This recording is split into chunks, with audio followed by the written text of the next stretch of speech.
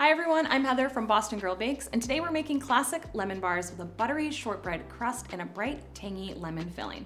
Lemon bars seem simple, but there are a few easy mistakes that can throw them off, so I'll point those out as we go and show you how to get perfect results every time.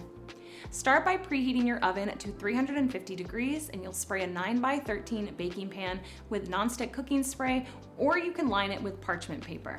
I'm actually going to use a glass pan, not a metal pan. Sometimes a metal pan can react with the acid in the lemon juice and create like an off metallic taste. We'll start by making the crust. In a large mixing bowl, add 2 cups of all-purpose flour, half a cup of granulated sugar,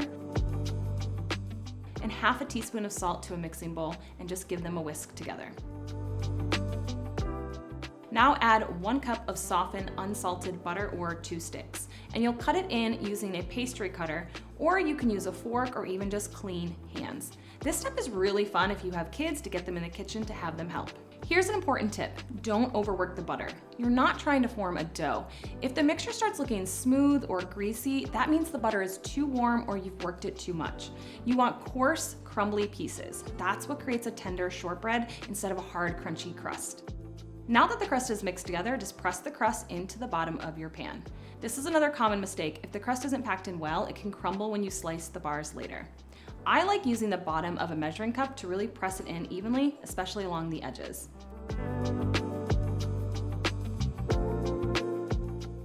Then you'll just pop it into the oven and bake the crust for about 20 minutes until it's set and starting to turn lightly golden brown.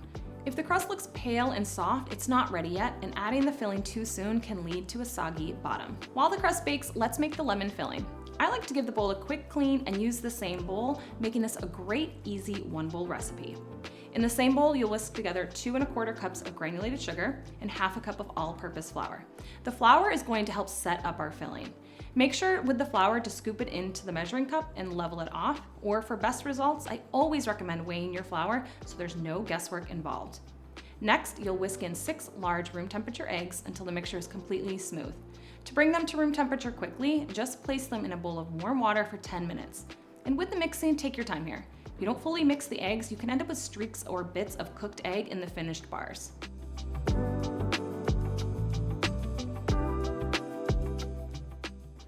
Now whisk in 1 cup of fresh lemon juice. Fresh juice is key. Bottled lemon juice tends to taste flat and can even affect how the filling sets. Fresh lemon juice really does make a huge difference.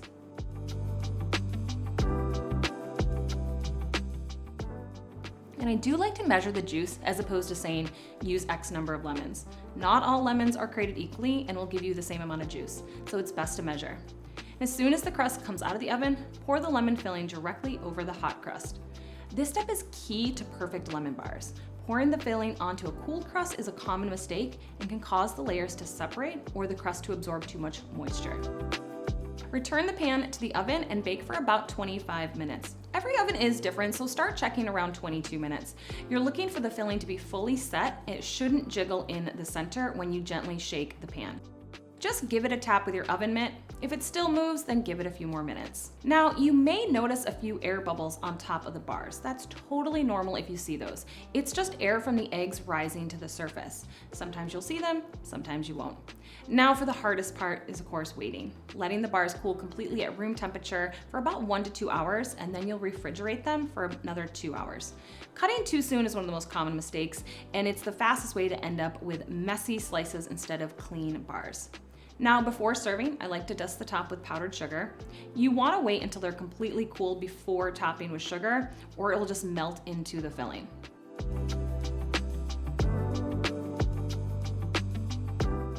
Once chilled, just slice and serve. You should have a sturdy shortbread crust, a smooth lemon filling, and that perfect sweet tart balance. For clean cuts, I like to cut with a sharp chef's knife. You'll use a metal sharp knife, press down and lift up, and don't drag the knife through. Then clean off in between to get clean, neat squares. If you found these tips helpful, give this video a thumbs up and subscribe for more baking recipes that actually explain the why and not just the steps. And let me know in the comments, what baking mistake do you want help fixing next? And until next time, happy baking.